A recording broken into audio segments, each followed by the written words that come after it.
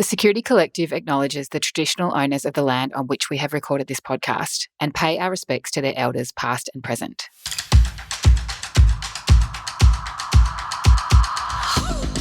The Security Collective podcast is recorded and shared with you in partnership with LastPass, the leading password manager.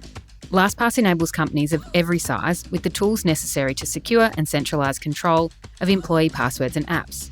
You can learn more about LastPass at lastpass.com.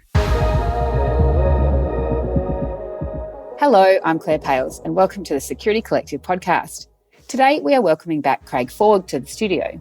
Craig is the CTO for Baidam Solutions, where he leads the technical services division of the organisation.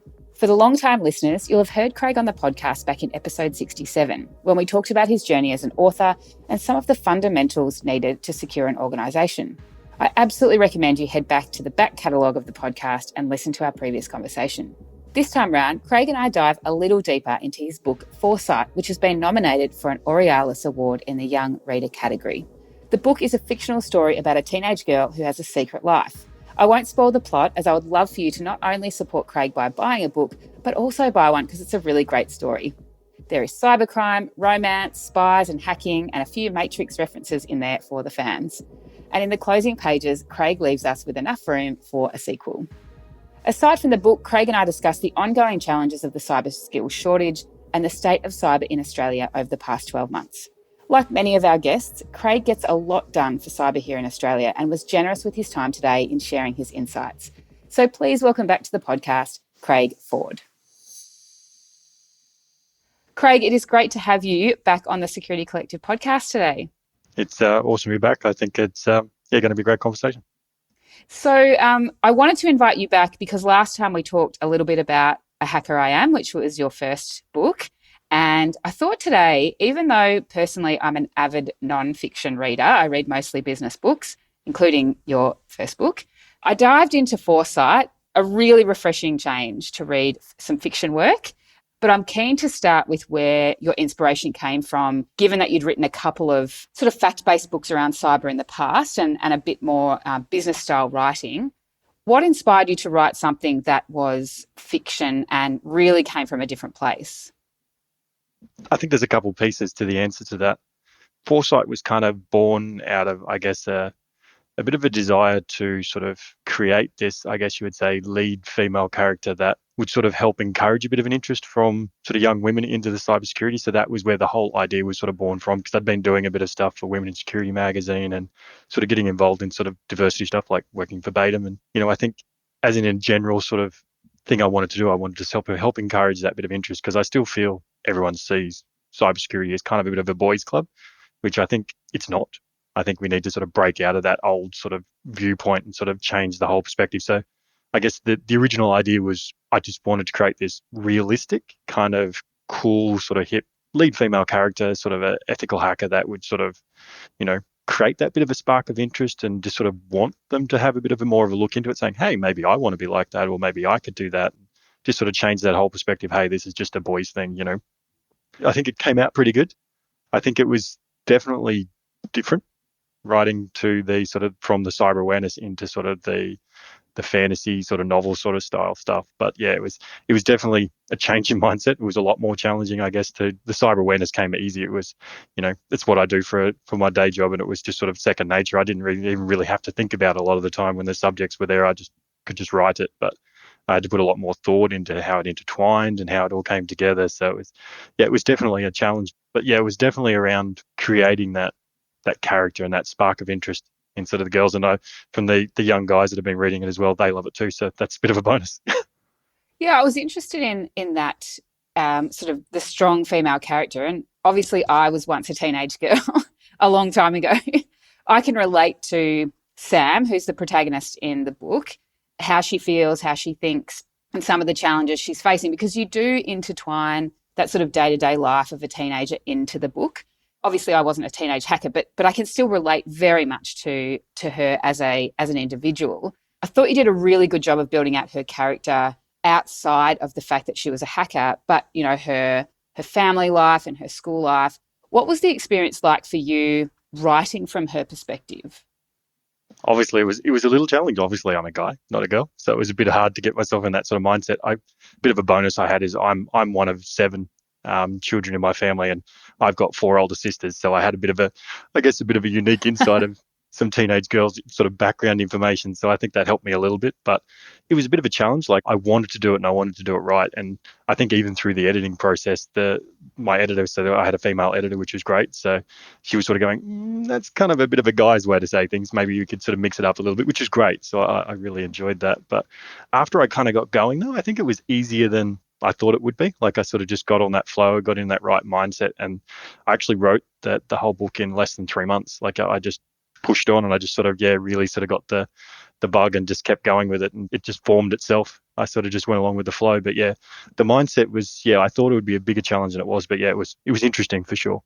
Interesting to hear you say that you wrote the book quite quickly, and the two books that I've written, I wrote really quickly as well. So both of them, the research actually and the thinking around the central question and where the book was going to go took much, much longer than the actual sitting down and writing of the words. Did you do a lot of pre-planning around the sort of structure and where you wanted the storyline to go? Because you just sort of mentioned, you just sat down and wrote and let it kind of flow out. What thinking ahead did you do around the plot lines and where it was going to go? Or was it kind of a surprise to you as well?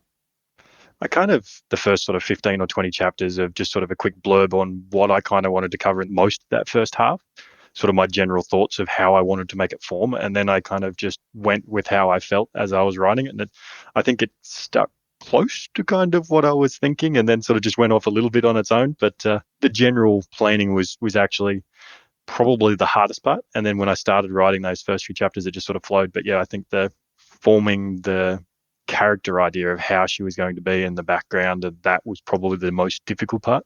Obviously, the having a bit of an ethical hacker background myself, the hacking side of stuff, that was kind of easy. It was sort of second nature.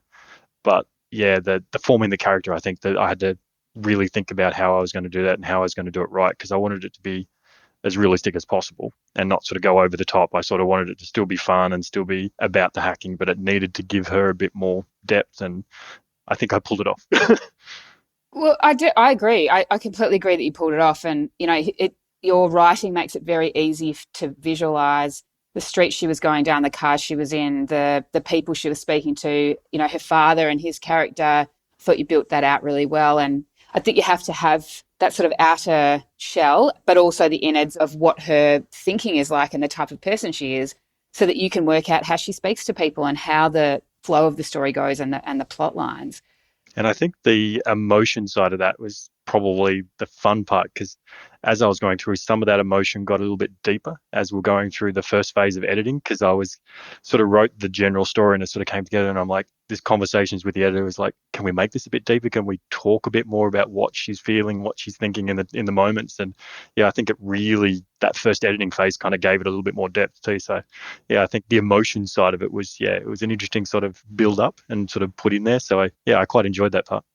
But also I think as someone who, even for those who haven't read the book, it's obvious you can read the back of the book and it tells you that it's about a hacker. She's obviously a risk taker, because anyone who's a hacker is going to be someone who's curious and who, wants to see, if I do this, what would be the outcome? But the way you've written it, you can still even feel the adrenaline rush with her in certain situations and certain conversations that she's having with people. It's quite visceral. I think the riskiness, I suppose, of the type of activities that she's doing while trying to live the life of a regular teenager as well. Yep. And I think the fact that I wrote it in real time as well, like in her first person sort of view on it and real time in the action, it was hard. Yes. Hard to sort of keep the pace and sort of not give too much information, but give enough to let your own imagination to sort of flow and sort of follow what's going on. What interested me as well is the use of technical language in the book, because, obviously when we read fiction, we're not always subject matter experts on whatever the case is. I mean, when you read James Bond, you're not an expert on, the mechanics of how spy operations work, for example. But I did notice the technical terminology in the book, and I know that can sometimes baffle people in the workplace, or, directors or experienced corporate leaders can be overwhelmed by what some would deem as technical speak or jargon. Was it a conscious decision for you to leverage this language in the book to make Sam's voice more authentic as a hacker? Or was it something that just kind of flowed for you as part of the plot lines of the book? Probably a little bit of both. I was sort of almost walking that sort of tightrope of giving enough to make her authentic and realistic as a hacker person, and particularly say the fact that a lot of my general reader or audience is probably in that sort of technical arena or wanting to go in that tech arena, but I wanted to make it so it was very open to anyone that was not technical at all. So it was sort of that fine line of I need to make her very realistic and give her that real world hacker sort of feeling, but not put too much of that jargon in, because you probably know from reading my sort of the Hacker AM book, I'm very against using too much jargon. I love to make it as simple as possible. So it was a very fine sort of tightrope to walk and going, I've got to put enough in there, but not too much, and then try and make it so it kind of explains itself to a point in the scenarios that you're going through so that you can understand if you don't know what the technical word means or what some of the jargon is. So it was very much a big tightrope, and probably one of the bigger challenges trying to give it that technical aspect. And even I've had some of that sort of feedback of some of the more technical people going, why didn't you go a bit more deeper? And then then you got the non-technical people going, oh, it was a little bit deep for me. So I'm like, I think I got it kind of somewhere right in the middle. So it gives enough technical for the ones that want the techie stuff and the ones that don't want it to sort of keep that fine line in the middle. But yeah, it was a bit of a challenge sort of walking that tightrope and sort of trying to get that balance right. I think in some of the sort of scenarios, obviously without saying too much, I think I go a little bit deeper than I probably should have, but I think I needed to keep that character right and feel out sort of what she was doing and sort of get in her mindset, because you needed to really see what she was going to do and what her planning was and her thoughts were. So it was definitely a difficult challenge to sort of not make it too technical and not put too many of those words in. But if I didn't put enough, then it would have been a little bit sort of lacking on that side as well. So yeah, definitely a challenge, but yeah. Yeah, look, I completely agree. And I didn't find it to be, it wasn't out of place. It felt right in the book for you to have that technical terminology there. And even the names of, it's so hard because I don't want to give the story away, but the journey that Sam goes on, I didn't find the technical language in it to be out of place. And I also like to think that if it is a young reader who's reading it, then maybe it will sort of force them or encourage them to go and Google some of these terms and find out a little bit more. And so, you know, in some cases I thought, oh, that's a really cool thing that a young person who thinks this sounds really interesting, I'll go and find out more about that. And so, yeah, I was thinking maybe that might have been your thought process as well. It was a little bit of my sort of plan in the background to give you enough to go, I want to know more about that. And it was a deliberate ploy. And you will notice probably a few security lessons that you could probably have learned through the book as well. Like I've deliberately dropped a few of my, sort of cyber awareness style sort of ideas in there and go, maybe I shouldn't do that, or maybe I should go find out more about that. So there was a bit of a deliberate plan. So yeah, it sounds like it kind of worked. Subliminal messaging. I like it. I have no idea how you had time to write this book or the other books that you've got, given you're the chair of AISA in Brisbane. You speak at so many events. You've completed loads of postgraduate studies. You've got a full-time job. You've got a young family. What drives someone like yourself to give back so consistently, but also you're constantly challenging yourself to grow? How do you sort of factor all of this? How do you fit it all into your day, I suppose?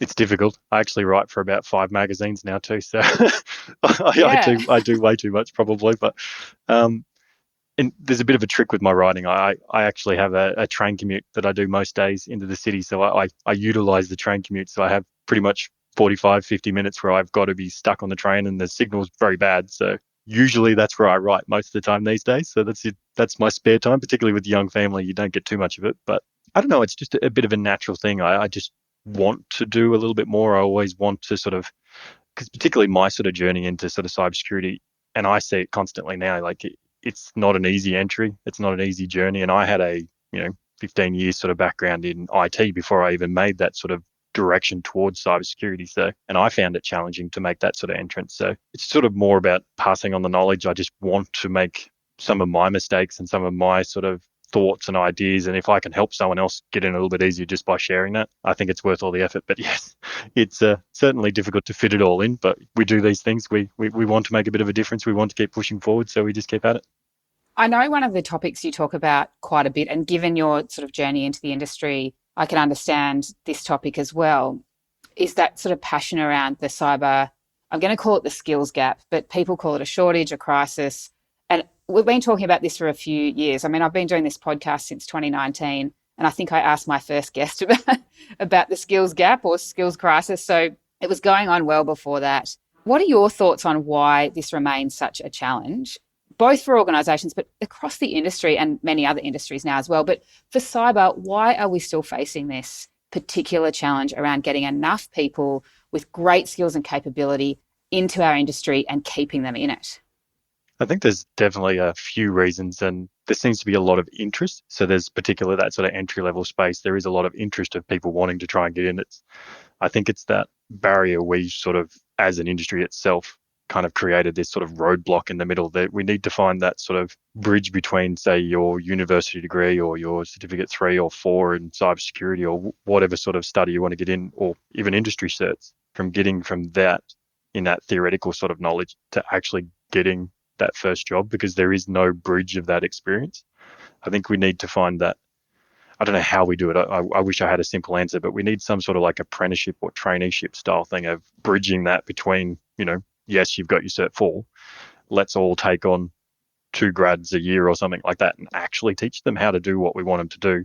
Yes, they're not going to be a 10-year veteran instantly. We're not going to have that full experience. But if none of us are doing it, all we're doing is poaching from each other and just stealing all the qualified staff. And obviously, the more qualified staff are getting paid quite well these days. So, cost-wise for a business, I think you'll get more dedicated workers. You'll get better workers by actually training some people and getting them through, and you'll get really good staff. It's just we all need to sort of put in that time and stop putting a lot of those roadblockers. And I don't like the word of skill shortage either. I think it's experience shortage is probably the closer statement, I think, because there is a lot of people with, doing your master's degrees or doing your bachelor's degrees in cyber and IT. And there's a lot of people there that want to sort of come into the sort of cyber or STEM or all of that sort of space. But we're just putting up this whole, you need a CISP or you need a OSCP, and which is great. But if you don't have any experience or any hands-on, it's kind of hard to get to that point, and you can't get a CISP without 5 years. So, we're just putting those sort of roadblockers in ourselves, and we're making it almost impossible. And they were the same sort of problems we had when I was trying to get in. We're talking about it more, and there's more people saying we need to do something. I just don't think we're doing enough to sort of make that experience bridge and try and help them, I guess, to a point, get that physical hands-on boiler room experience that you get in like your normal builder's trades or your mechanics trades, where you actually physically get in, and yes, we'll make some mistakes and things will happen, and the threats aren't going away. So we need to bring them in and train them to a point. Yeah, it's actually an interesting point, because to use your analogy with the building trades, what I'm seeing in organisations is that a lot of businesses have a very small cybersecurity team. They might have a head of or a leader. Most mid-tier organisations would have probably less than 10 cybersecurity people within the team. And a lot of those organisations will have grad programs, but they don't necessarily have, if they're fortunate to have a grad program, they don't necessarily have a dedicated spot for a cyber graduate, or they're too overwhelmed with their own capacity to allow for having a person who needs hand-holding every single day. And yet in the building trade, we often see small building companies, or family building companies who do take on apprentices, and, because they see the value and the benefit of teaching new people the skills. And so my concern is that organisations are not investing enough in their cyber teams to have enough capacity to have someone who can handhold, and also the pace at which things move, that they've got to be watching every day. It can't be a part-time thing or too short a term as well. So I totally agree with you that I would love to see more than just the big banks and the big telcos and the big four having these brilliant grad programs that take in a lot of people. Because I know from talking to grads too, and I'm sure you've seen this, people apply for grad programs and they'll be one of 1,000 students who want one of, maybe 10 jobs. And if that, it is such a difficult balance to say we want more grads inside organisations, but the cyber teams can be so small and so overwhelmed. How do they prioritise the time to give to grads as well? It's almost a rock and a hard place, isn't it? Like, we need to train them and we need to bring them in, but we don't have the bandwidth or the resources because we haven't been doing that to a point to be able to bring them in to start with. Yeah. So it's a huge challenge. Yeah, a company I was working with recently, we ran a cyber simulation, and we invited the IT grads to come in and sit in the simulation. And even just exposure to something like that, where they can see how the CIO operated, how the head of security operated, how the privacy person didn't say anything throughout the incident, just seeing how different things operate and hearing the lessons learned, even that was a really great experience for them. Yeah, sort of that real world exposure, that Yeah. that actual, seeing how they actually respond and act and in the different situations. Yeah, I think that's a good idea. So it's not just about them seeing the day-to-day back-to-back meetings of what CISOs and cyber teams go through, but it's actually those scenarios and the incident response plan and seeing how all of that comes together as well. There's so much that grads can be exposed to that I think would help them also to decide if cyber's the right vocation for them. Because people do things at uni and don't always necessarily end up wanting to do that as a full-time job. And, as you and I both know, having worked in cyber for a while, it can be a pretty thankless task. And it can mean long hours and quite a lot of pressure. So, we want to make sure that when we're bringing in grads that they're the right people for the industry, and also those lateral moves in from people who are already skilled like yourself, coming into cyber later in their career, understanding, almost try before you buy what they're signing up for. Yeah, I think that's a really good idea. And I think even for the sort of the people coming through, they can get a bit of a, even if it's psychology backgrounds or arts backgrounds, like there's so much more than just tech in cyber as well. So we need to go, is it cyber awareness that you're sort of interested in, or is it risk and compliance? But we need to give them that almost that boiler room experience of this is kind of the real world, how it's going to be kind of the everyday scenarios, and go, is this really where you want to be? Because everyone wants to be a hacker or a pen tester when you talk to them about cybersecurity, but there's not that many jobs in pen testing or ethical hacking or the red teaming stuff. So not everyone can do that. So I think, we've got to sort of widen that perspective a bit, but find that way to really give them that experience. I like the simulation sort of idea stuff. I think that's a good way to give them some exposure and sort of bring them in. And I think with those sort of grad programs and sort of bringing them in, I've noticed that some of them are doing like 3 months sort of grad programs and things like that, which I think are too short. I think they need to give them that sort of 12 months, 6 months at least. Because in the first 3 months, half the time, any sort of new job, you're still learning, you're still looking. Yes, you don't really have that real world, what's it actually going to be like every single day for the rest of my career in this sort of space. So I think they need to give that sort of time frame a little bit longer and give them more on the ground view of how it's going to really be, so they can really make those decisions. Because, we've all been there, we've all started out in the careers, and, if you don't really get that realistic look, that might be completely the opposite to what you want to do every day. And like you said, cybersecurity is not very thanking. A lot of the time, you kind of just, you're doing your thing, and then you're in the spotlight when you do something wrong or something is found, and there is a lot of pressure in it. So it's not for everybody, but it's definitely a good career though. Yeah, and I think we've mentioned probably before that some of the jobs in cyber that people will be doing in a few years' time, we don't even realise that they're going to be invented yet. Getting a sense of what cyber's like now doesn't necessarily mean that that will be what it's like in the future as well. And as a person who has an arts degree, I'm a walking example of the fact that you don't need an IT degree to work in the industry. It seems to be a fairly common trait, actually. I know quite a few cybersecurity people with an arts degree sort of background, so it seems to be actually quite common.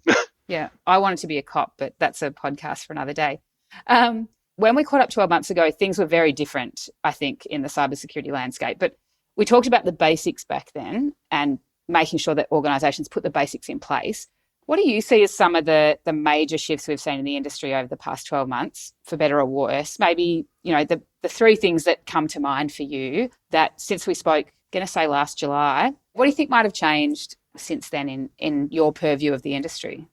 I think the focus on some of those basic stuff is improving. I think there's definitely been sort of more on the essential aids and sort of getting that foundation stuff right. So I think that kind of stuff I've definitely noticed is at least the conversations are there more, and that people are wanting to sort of line up a bit better and be a bit better protected. I think the overall, I don't know if it's just the attention on it or the amount of sort of attacks and the volume of attacks seems to be bigger, at least in the mainstream conversations. Seems to be happening quite more.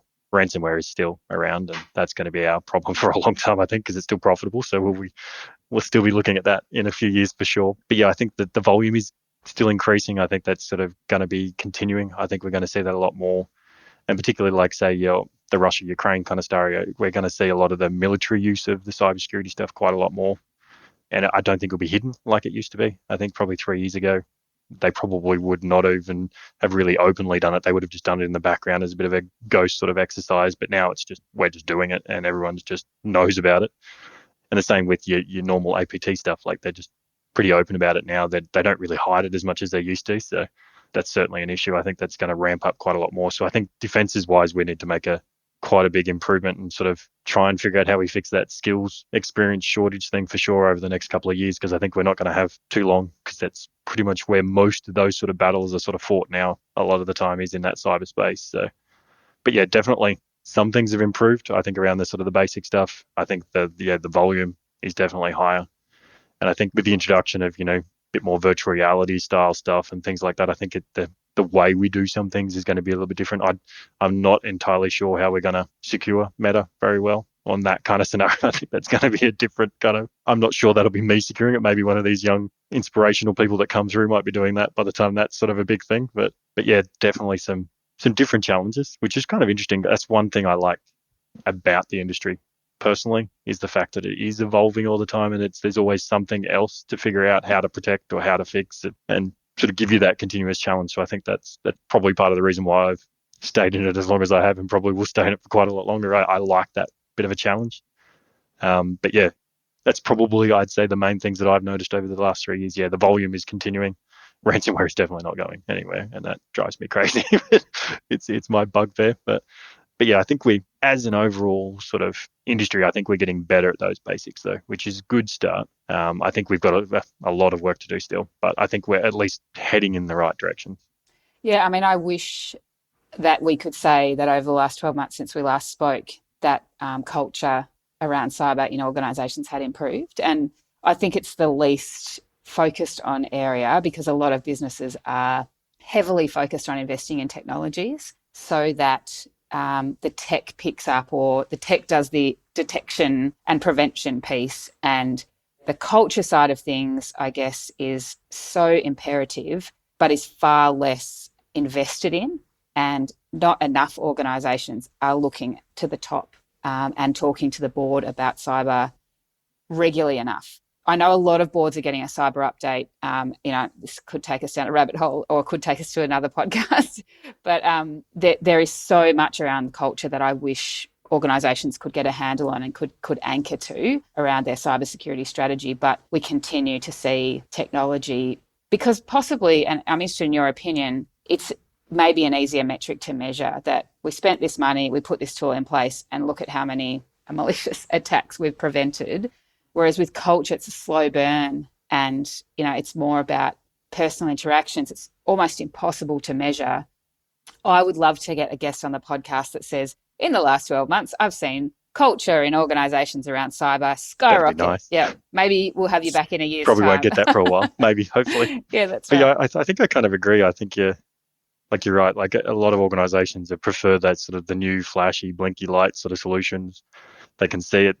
The problem with that usually is they don't always install them the way they need to be installed, and they're not always configured exactly right. But that's a different conversation, probably another rabbit hole. But Yeah. I agree. I think we as an industry and as a general population, I guess, we sort of focus too heavy on that tech solutions. Like you said, I think it needs to be, if we can really sort of grow and improve the overall cyber awareness cultures in organizations, just the general populace, like the benefit for everybody in their personal lives and in organizations would be phenomenal. It's just, we need kind of like the slip, slop, slap, but for cybersecurity kind of scenario, we really need to sort of really lift that whole game of everyone's sort of cyber awareness, get everyone better at sort of picking up on scams, and a lot of those stuff will stop being worthwhile for them to do. So they'll find different avenues, and will be continued sort of culture thing. But if we can grow that sort of education and that culture, and sort of really push that message across, and get people a bit more sort of cyber savvy, is probably a way you could say it, I think. And like you said, it's hard to measure that though, because you don't really know if we're actually getting improvements, or is there's, we're getting better. I'd like to say that we are getting better. I think that there is better messaging than there used to be, and they're making a few things a bit more fun, and people are starting to pay a bit more attention. I think that's a good thing. I'm a bit of a storyteller. I like to educate with stories, so that kind of rings true to me. So I think you're right. I think culture and the cyber awareness sort of thing is something that we really need to do that big focus. And sort of, if we can really make that sort of difference in that space, I think we'll do wonders. And I think we'll probably hear a lot less of the major breaches, because people is where that kind of is.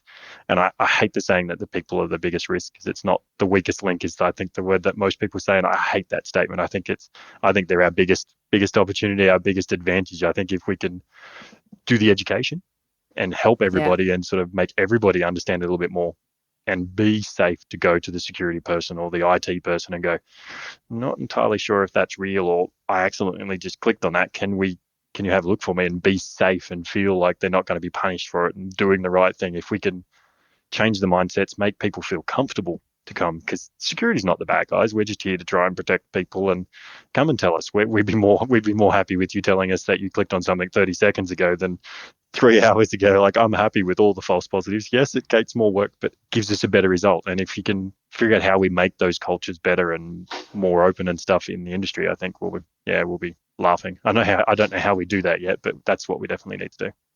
Yeah, look, I think if somebody works out how to change the culture from the board level, from the executive, and across the whole employee community, they'll be a very rich person. I think so. Before we wrap up, I want to loop back to the start, and I'm definitely wanting to know if we're going to get another book out of you. Is Foresight 2 coming? What's in store for Sam? When can we expect? Can we expect to hear from her again? You can. There's actually, the next 2 have already been written for the series, so there's 2 in the pipeline, which are both set to sort of come out in 2023. So I won't say too much because I don't want to give it away, but I've kind of done a yin and yang kind of scenario, which was always my plan. I'm actually, in book 2, I'm actually giving you the perspective of the bad character and showing you exactly what sort of happened in the scenarios, their thoughts, their journey, and how they see those same scenarios, and give you that other side of the spider web. And the general idea was, I wanted to give you the feeling, and so just different sort of choices can make it go down a different path, and show you how easy it is to slip down the bad side and not the good side, and how similar those kind of people are. So I've kind of gone for the yin and yang kind of lesson, and sort of tried to entwine it a bit more, and then I switched back to the Sam in the 3rd book completely. So a bit of a switch up. So we'll see how it is. But the sort of pre-readers that have read the first 2 books, I think they a bit mind blown from the way you can see the different perspectives, and sort of look at the scenarios that they saw in the first one and go, oh, I never wouldn't have thought that that's how they would have seen that, or change the whole perspective on some of the scenarios. So yeah. Well, I very much look forward to number 2, having read number 1 recently in preparation for our chat today. I really liked it. And as I said, I don't read a lot of story books, I suppose. I tend to really just look to business books, and what some would probably term quite boring. But I really enjoyed your book. And for everybody listening, please go and buy Craig's book, and so that you're ready and prepared for number 2 and number 3 to come out. So Craig, thank you so much. I've loved having you back on the podcast today. I know that we'll speak again, and all the best with the launch of your upcoming books. Thank you very much. No, it's been a pleasure. The Security Collective podcast is recorded and shared with you in partnership with LastPass, the leading password manager. LastPass enables companies of every size with the tools necessary to secure and centralise control of employee passwords and apps. You can learn more about LastPass at lastpass.com.